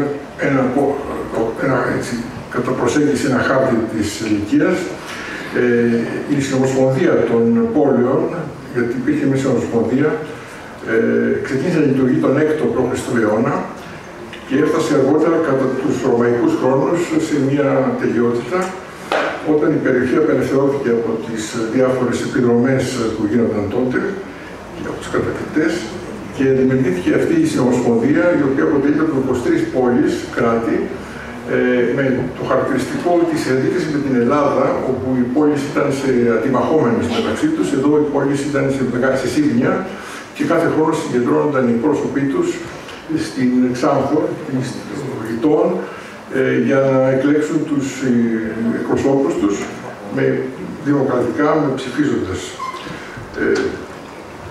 Διαχρονικά υπήρξε οπωσδήποτε αναμφισβήτητη επιρροή της Ελλάδος, η οποία έγινε εμφανής κυρίως μετά την έλευση του Μεγάλου Αλεξάνδρου, κατά τους ελληνιστικούς χρόνους, οπότε οι Λύκοι υιοθέτησαν το ελληνικό αλφάβητο. Αυτή η επιρροή προκύπτει και από τα κείμενα βέβαια που έχουμε στη διάθεσή μας, αλλά και από τα νομίσματα που έχουν βρεθεί, αλλά και από την αρχιτεκτονική. Ιδίως στην Νότια Λυκία επικράτησε, μετά τους πρωτοχριστιανικούς χρόνους, επικράτησε πλήρως η ελληνική γλώσσα. Το κλίμα της Λυκίας είναι μεσογειακό, με ήπιους χειμώνες, αφού σπάνια θερμοκρασία κατεβαίνει κάτω από τους 10 βαθμούς, ενώ την περιοχή διατρέχουν 4 ποταμοί, με κυριότερο τον ποταμό, βλέπουμε εδώ τον ποταμό Ξάνθο, ο οποίος έχει ένα μήκος 120 χιλιόμετρα και χύνεται κάτω που βλέπουμε, κοντά στα Πάταρα, διανύοντας λοιπόν 120 χιλιόμετρα, και κατά μήκος του ποταμού αναπτύχθηκαν οι πιο σημαντικές ιστορικές πόλεις της Λυκίας, όπως η Κλώς, Τραπίναρα, η Ξάνθος, Λιτών κλπ. Θα τα δούμε σε λίγο. Από τις προσχώσεις του ποταμού, οι οποίοι σχηματίστηκαν κοντά στην πόλη του, οι πόλεις της Ξάνθου και των Πατάρων, που ήταν παραλιακές, τώρα βρίσκονται αρκετά χιλιόμετρα μέσα στην ενδοχώρα. Τα μνημεία της Λυκίας, για τα οποία θα μιλήσουμε τώρα ευθύς αμέσως, υπέστησαν σοβαρές ζημιές, καταρχήν από τους σεισμούς. Υπήρξαν σημαντικοί σεισμοί στη νονήσια περιοχή. 2 μεγάλοι σεισμοί αναφέρονται το 141 και το 240 μετά Χριστόν. Βεβαίως, η έκθεση στις καιρικές συνθήκες είναι ένας παράγοντας που οπωσδήποτε φτύρει τα μνημεία, ενώ υπήρξαν και πολλές επιδρομές σε λαών που δημιούργησαν φθορές. Εδώ βλέπουμε με χαρακτηριστικά μία άποψη από την νεκρόπολη της Ξάνθου, που ήταν η σημαντικότερη πόλη της Λυκίας, που θα δούμε ευθύς αμέσως.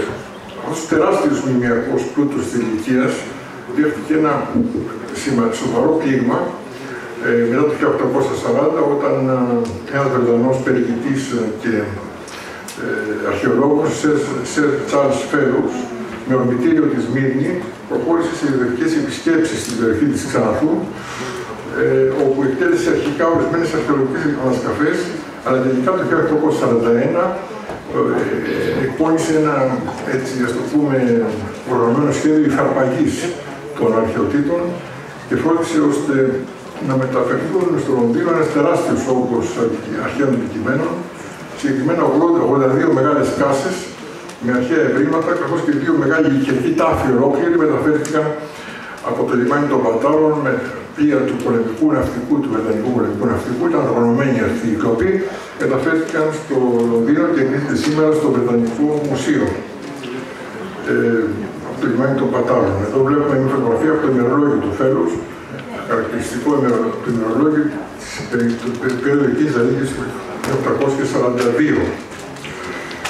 Περνάμε τώρα στα μνημεία.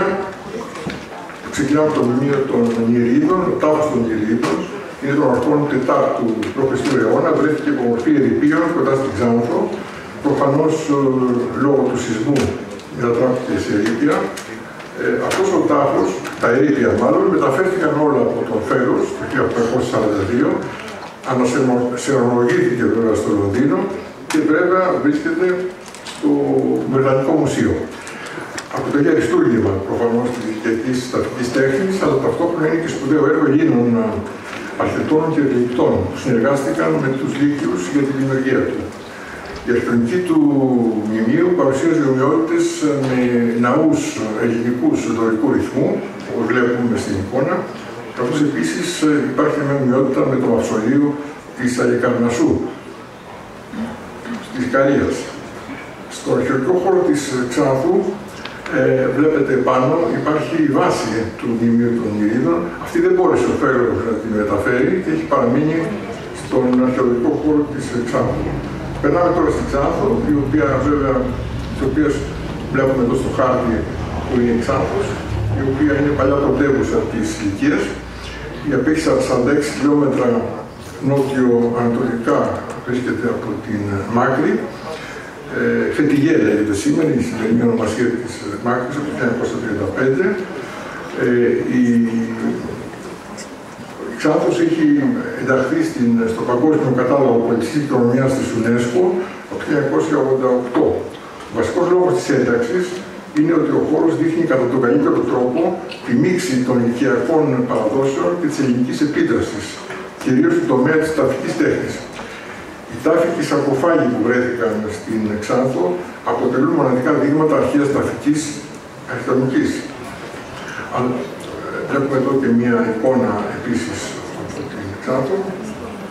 Αλλά βέβαια, για να μπορέσει κανείς να δει καλύτερα αυτά τα μνημεία της Ξάνθου, πρέπει να πάει στο Λονδίνο, όπου υπάρχει μια ειδική αίθουσα με τα αντικείμενα τα οποία κλάπηκαν από την Ξάνθο. Είναι η αίθουσα Λυκεία, όπως ονομάζεται. Το Βρετανικό Μουσείο. Η επόμενη αρχαία πόλη, σημαντική είναι το Λιτών, βλέπετε εδώ στο χάρτη, το οποίο βρίσκεται νότια της Ξάνθου 5 χιλιόμετρα. Τρεις ναούς είχε το Λιτών, ήταν θρησκευτική πρωτεύουσα της Λυκίας. Τρεις ναούς, ο ναός της Λιτούς και των δύο παιδιών της Απροτοδία, δηλαδή του Απόλλωνα και της Αρτέμιδας. Σημαντικό είναι εδώ να ξέρουμε ότι από το 4ο π.Χ. αιώνα και έπειτα οι Λύκοι που είχαν κάποιους θεούς τους κατήργησαν και άρχισαν να ασχολούνται πλέον, να έχουν πλέον σαν θεούς τους θεούς των Ελλήνων. Ολόκληρος ο χώρος του Λιτώου είναι και αυτό συνταγμένος στον κατάλογο παγκόσμιας κληρονομιάς, όπως είναι και η Ξάνθος, μαζί αυτά τα δύο σαν δίδυμες πόλεις συντάχθηκαν στην UNESCO. Εδώ πρέπει στο Λιτών βρέθηκε μια στήλη με επιγραφή στη δωρική διαλέκτο, στην οποία περιγράφεται η μετάβαση 4 απεσταλμένων από το αρχαίο Κιτίνιον της Φωκίδας, το σημερινό παλαιοχώρι του Δήμου Δωρίδας, οι οποίοι απεσταλμένοι πήγαν στο Λιτών, έκαναν αυτό το μεγάλο ταξίδι για να ζητήσουν οικονομική βοήθεια από τους Λυκείους, την οποία όμως δεν έλαβαν. Δηλαδή το ταξίδι τους πήγε άδικα, δεν είχαν γίνει αποτέλεσμα. Ένα άλλο σημαντικό μνημείο, εδώ βλέπουμε επίσης μία εικόνα από το Λιτών. Ένα σημαντικό μνημείο είναι μια στήλη με τρίγλωση επιγραφή. Υπάρχει μια τρίγλωση επιγραφή, τρεις πλευρές αυτής της στήλης. Αυτή βρέθηκε στο αρχαιολογικό χώρο του Λιτώου το 227 π.Χ. Οι γλώσσες είναι, μία γλώσσα είναι λυκιακή, ένα κείμενο, υπάρχει ένα κείμενο στα ελληνικά και υπάρχει και μία περίληψη στην αραμαϊκή διάλεκτο. Η στήλη αυτή έχει μεταφερθεί και φυλάσσεται στο Αρχαιολογικό Μουσείο της Μάκρης. Τρός, η επόμενη αρχαία πόλη είναι Τρός, η οποία είναι αρχαιότερη λυκιακή πόλη, πάνω σε Φλούριο, κοντά στον Ξάνθο ποταμό και 6 χιλιόμετρα βόρεια της Ξάνθου. Πρόκειται για μια θρησκευτική πόλη με ευρήματα που ανάγονται μέχρι το 1000 π.Χ. Κατοικήθηκε συνεχώς μέχρι το 19ο αιώνα η Τρός. Υπήρχαν πολλοί τάφοι, μεταξύ αυτών κυρίως του Μπελερεφόντη, ο οποίος ήταν γιος του Ποσειδώνα και υπέας του Πηγάσου. Επίσης υπήρχε ένα ρωμαϊκό στάδιο 2.500 θέσεων. Επόμενο μνημείο, αξιόλογο πιστεύω, είναι η Λυκιακή τάφη, που βρίσκονται σε διάφορα σημεία της Λυκίας. Εδώ βλέπουμε το σημείο εκείνο στα Μύρα, σημερινή ονομασία Ντεμπρέ, οι οποίοι είναι λαξευμένοι σε βράχους, ήταν διόροφοι συνήθως, με τριγωνική στέγη. Πολλοί διαθέτουν επίσης ανάγλυφες παραστάσεις από την καθημερινή ζωή και την μυθολογία, ενώ στην ταφική αρχιτεκτονική είναι έντονη βέβαια η ελληνική επιρροή. Εδώ βλέπουμε λοιπόν τη Σαμίρα, πιο πολύ συγκεντρωμένη τάφη εδώ, λαξευμένη στο βράχο. Επίσης υπάρχει και στο Καστελόριζο ένας τάφος λυκιακός του 4ου αιώνα π.Χ., ο οποίος είναι σκαλισμένος μέσα σε βράχο. Και βέβαια πολλές σαρκοφάγοι κατασπαρμένες σε όλη τη Λυκία. Η επόμενη πόλη είναι η αρχαία πόλη Ταπίναρα. Είναι η αρχαία πόλη που βρισκόταν κοντά στους πρόποδες του όρους Κράγος, σημερινή ονομασία Μπαμπαντάκ, με μέγιστο υψόμετρο 1969 μέτρα, το βουνό αυτό, βρίσκεται πολύ κοντά στη δυτική όχθη του ποταμού Ξάνθου. Είναι οροσειρά του όρους Ταύρος και βρίσκεται 33 χιλιόμετρα νότια της Μάκρης. Η Μάκρη βρίσκεται βόρειο-δυτικά σε σχέση με τα Πίναρα. Εντυπωσιακή βέβαια είναι η πάρα πολύ λαξευμένη τάφη στον βράχο. Επίσης το θέατρο των Πινάρων, ελληνιστικής περίοδου του Δευτέρου π.Χ. αιώνα. Είναι ελληνικό θέατρο με χωρητικότητα 3.500 θέσεων που διατηρείται σε σχετικά καλή κατάσταση. Η επόμενη αρχαία πόλη είναι τα Ινωάντα. Τα Ινωάντα είναι η αρχαία πόλη Ινωάντα, η οποία βρισκόταν στη βόρεια Λυκία, όπως βλέπουμε, στις όχθες του Ξάνθου ποταμού, που φαίνεται στο χάρτη, σε ψώμετρο 1.300 μέτρα, δέσποζε δηλαδή όλης της πεδιάδας της Λυκίας και απέχει 60 χιλιόμετρα βόρειο-ανατολικά της Μάκρης. Έγινε μέλος της Συνομοσπονδίας των Λυκιακών Πόλεων κατά τη Ρωμαϊκή περίοδο. Εδώ θα πρέπει να σταθούμε σε μια σημαντική επιγραφή. Είναι μια πέτρινη επιγραφή του Έλληνα επικούριου φιλοσόφου Διογέννη του Ινωανδέως, που χρονολογείται από το 2ο π.Χ. αιώνα. Αυτή η επιγραφή είχε μήκος 80 μέτρα και ύψος 2,5, στην οποία περιγραφόταν περιληπτικά η διδασκαλία του αρχαίου Έλληνα φιλοσόφου Επίκουρου του Σάμιο στους τομείς της φυσικής και της ηθικής. Αυτή είναι η μεγαλύτερη ελληνική επιγραφή που γνωρίζουμε μέχρι σήμερα και εδώ βλέπουμε ένα τμήμα της επιγραφής. Επίσης υπήρχε και αρχαίο ελληνικό θέατρο με υπέροχη θέα προς τη οροσειρά του Ταύρου. Το κύριο του θεάτρου χρονολογείται από το 2ο π.Χ. αιώνα, ενώ η σκηνή κατασκευάστηκε το 2ο μισό του 1ου π.Χ. αιώνα. Πάμε τώρα στην Κέρκοβα, στο νότιο μέρος βλέπετε ένα μέλος του χάρτη, η οποία είναι ένα μικρό ακατοίκητο νησάκι, κοντά στα Μύρα, με επιφάνεια περίπου 4.500 χιλιόμετρα. Κατά την αρχαιότητα το νησάκι αυτό ονομαζόταν Δολυχίστη. Διεκδικήθηκε κατά καιρούς από τους Ιταλούς και τους Τούρκους. Τελικά με τη συνθήκη του 1932 κατακυρώθηκε στους Τούρκους. Στο βόρειο τμήμα του νησιού υπάρχουν ερείπια της Δολυχίστης. Δεν είναι κατοικημένο το νησάκι αυτό. Καταστράφηκε δε, υπέστη σοβαρές καταστροφές, ό,τι υπήρχε απάνω στο νησί από τον μεγάλο σεισμό του 365 π.Χ.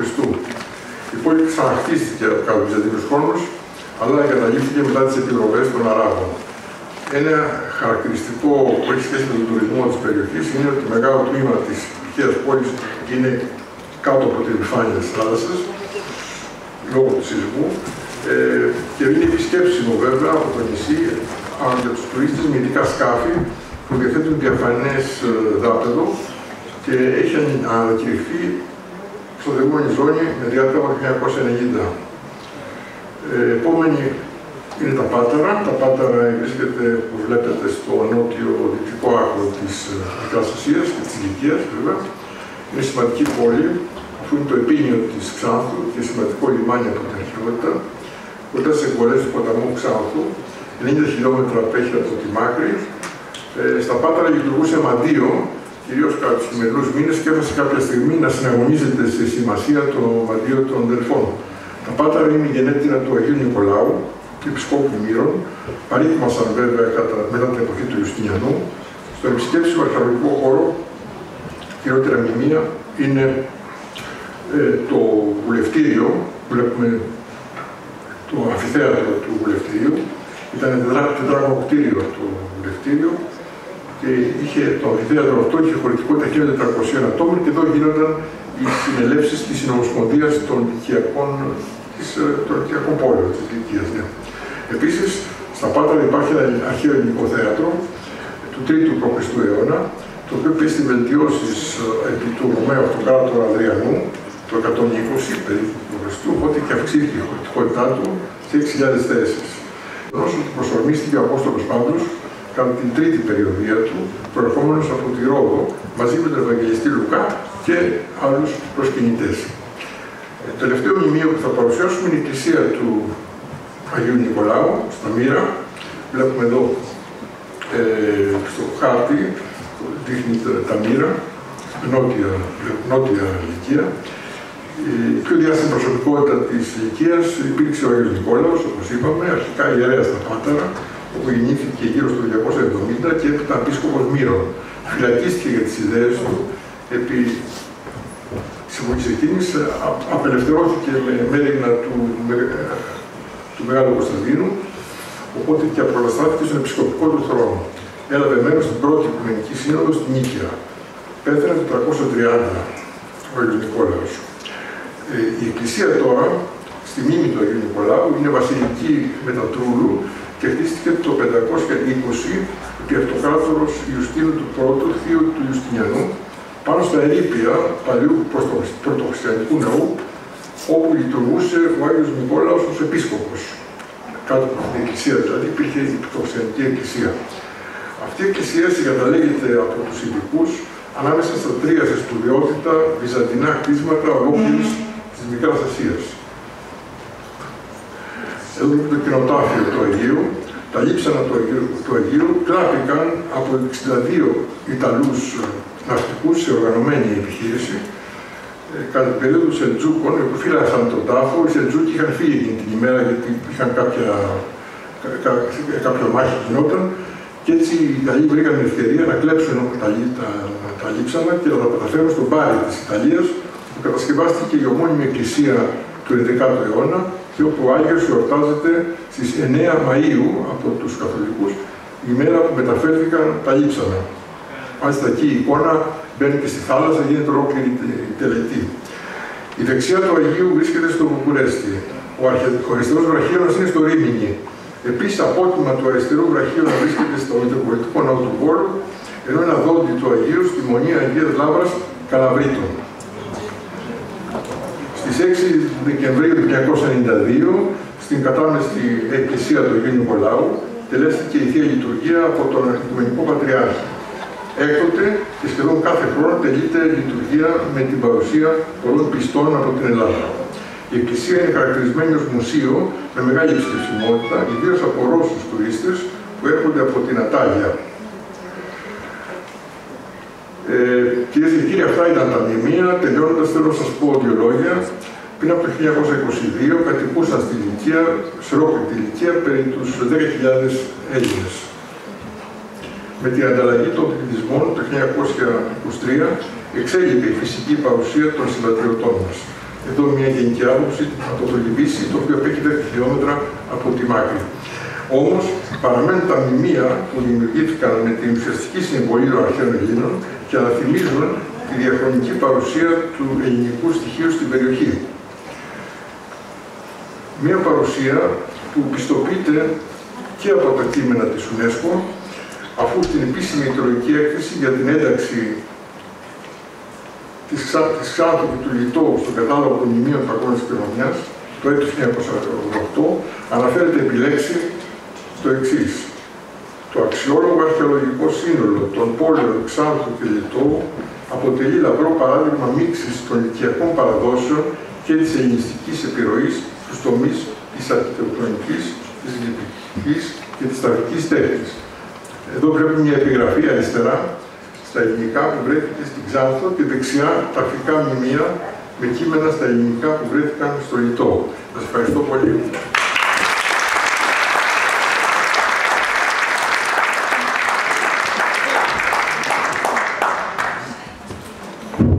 Ευχαριστούμε πολύ τον κύριο Κατσιμιάννη για το ταξίδι αυτό στην ευρύτερη περιοχή της Λυκίας.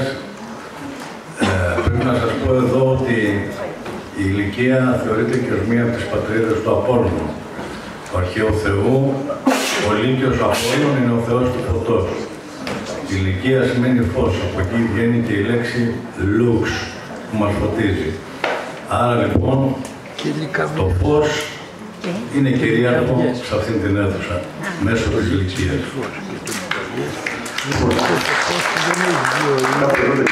Έχουμε το πιο ωραίο μέρος που είναι το χορευτικό μας. Θα παρακαλέσουμε σιγά σιγά να ανέβουμε. Σε ένα λεπτό θα είναι έτοιμοι.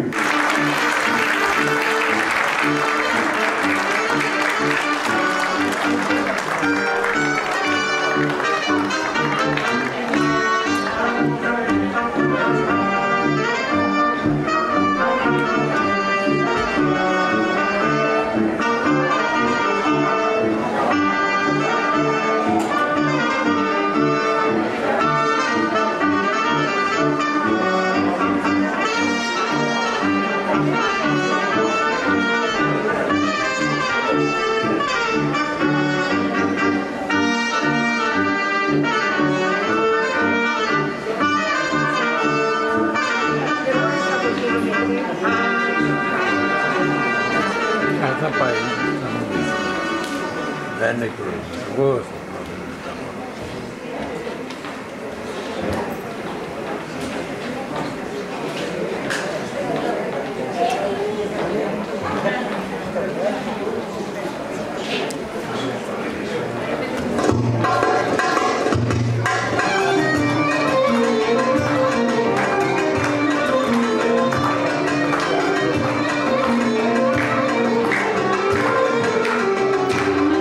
She